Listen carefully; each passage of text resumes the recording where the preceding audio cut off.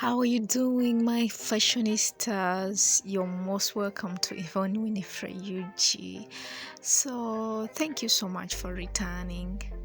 And if you are new here, kindly subscribe and let's make this dress. It is a butterfly kimono dress.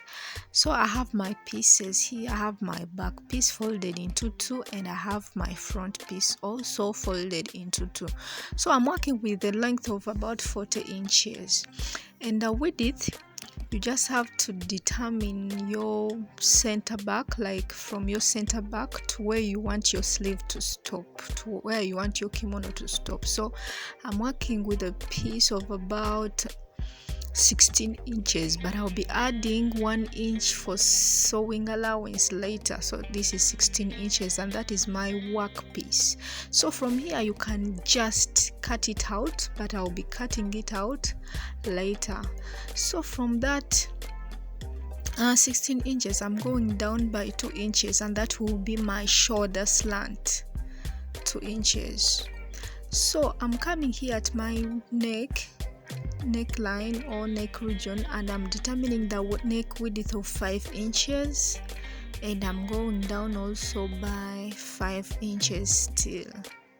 So from there I can just carve out my neckline, and this is only for the front. So for at this point we are just marking at the wrong side of the fabric. So now I can also connect a line for my shoulder slant. Remember at the top here it is the shoulder slant.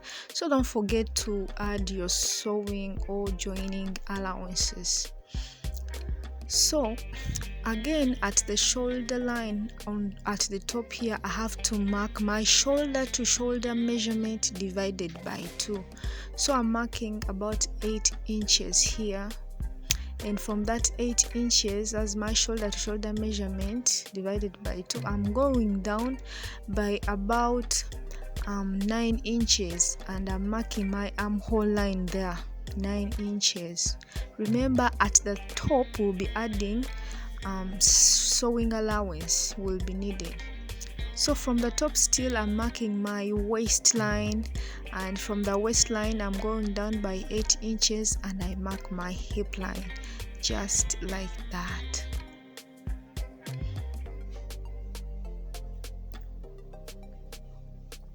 So after there I'm just coming again and I mark the 16 inches, my work piece, all along up to the hemline, and then I will be cutting it out because that will be my work piece. So you have to make sure that what you have as your set from the center back to where your sleeve will be ending. Remember this is a kimono, we are cutting the sleeve together with the main piece.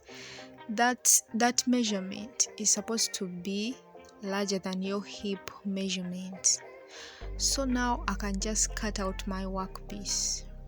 I think you're seeing that I'm cutting besides that line, and that allowance that I've added will be the sewing allowance, the finishing allowance at the sides.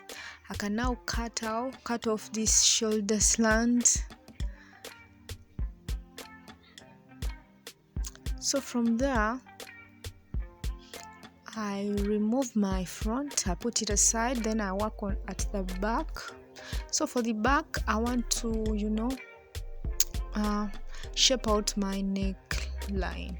So again the width is 5 inches as what we have at the front, and then the depth is 2 inches. So guys, if you want to add some zipper you can include that allowance there, since this is not a stretchy fabric, and if you want it really tight you can add some zip allowance at the back.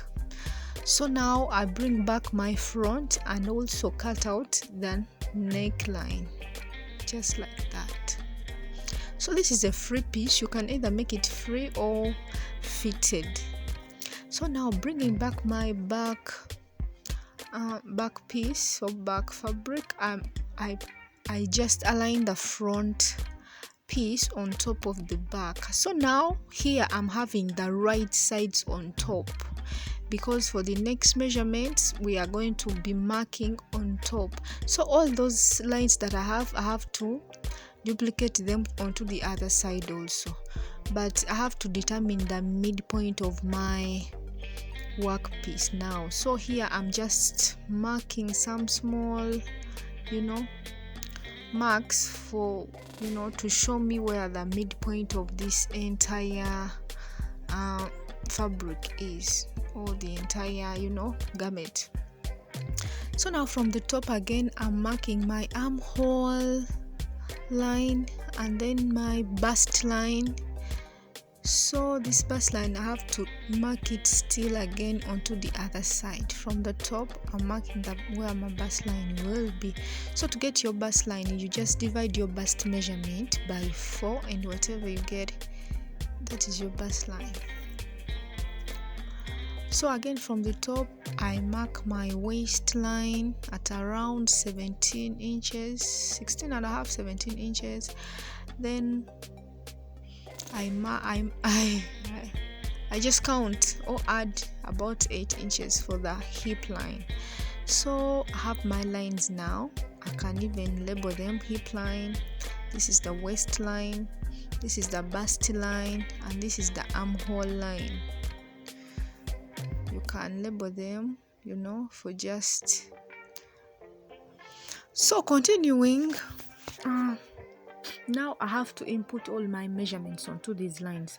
So I'm starting with the bust line. So remember, now our piece is unfolded, it's not unfolded. So we will be taking our bust measurement. So the bust measurement I'm working with is 36 inches. So 36 inches divided by 2, I get 18. So the 18 inches is for the front and the other 18 is for the back. So the 18 inches that I have for the front, I have to determine its midpoint. So the midpoint is 9 inches. So the 9 inches goes onto the midpoint of this garment at the middle line there where I took it off.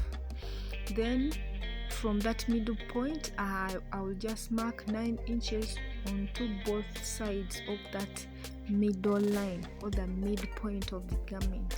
Hope you're understanding. So you can either add some seam allowances, also some ease allowance. So again, I go to the waistline.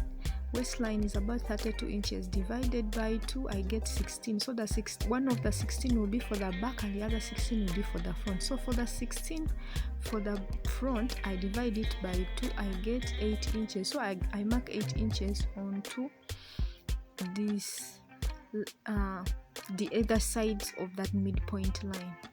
So it is 8 inches this side and 8 inches the other side. So I just do the same even at the hip line. Hip line I'm working with is 42 inches, the hip measurement that I'm working with, not the hip line. So that hip measurement, actually you can just divide it by 4.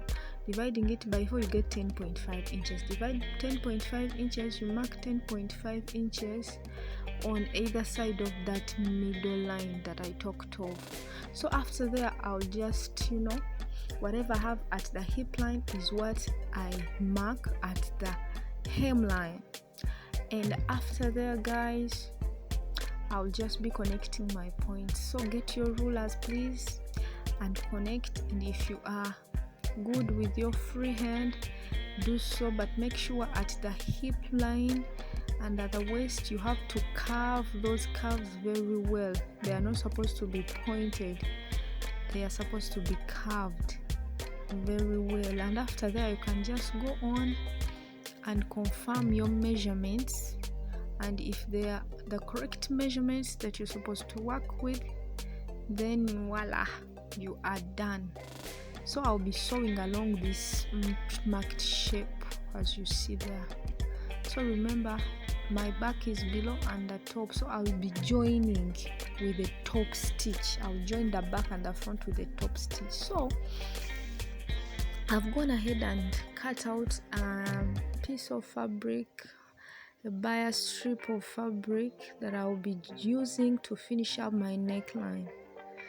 And when it comes to sewing, I'll get my 2 pieces and right sides facing each other. I'll join the shoulders, then I'll hem this part there, folding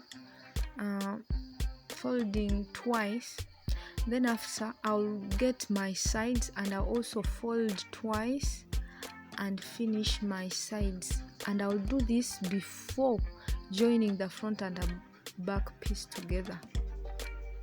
So that's what I will do before. So now I can take this to the sewing machine and do all that. These sides will just be folded into two and finished neatly.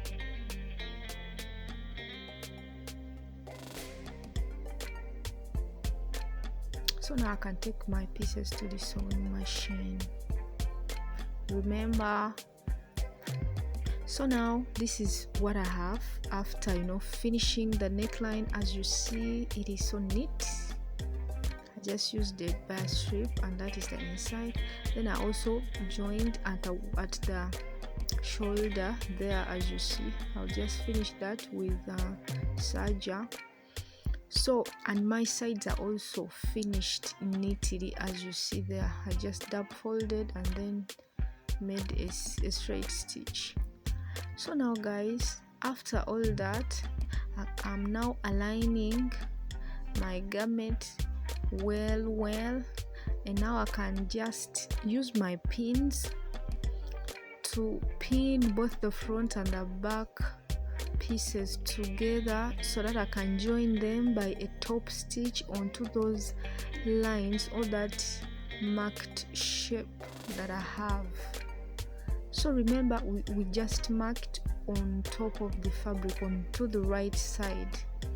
So this is what I have, guys. After everything, I went ahead and finished the hemline. After I just washed off all the markings, the chalk markings, and this is the back. So at the back here you can add a zipper if you want. If you really want it fitting, you can just add a zipper, because it's not a stretchy material. There is no way you will be getting into this dress without a zipper, especially when it comes to the waist area. It will be so tight, so you will need a zipper. So I did so also, and that is the back. So this is my model. I want to show you. You see that bulging at the back? That is the reason I had to add a zipper. So this is how the dress looks like, the butterfly kimono dress. Thank you so much for watching. Don't forget to subscribe, and I'll be seeing you soon. I love you.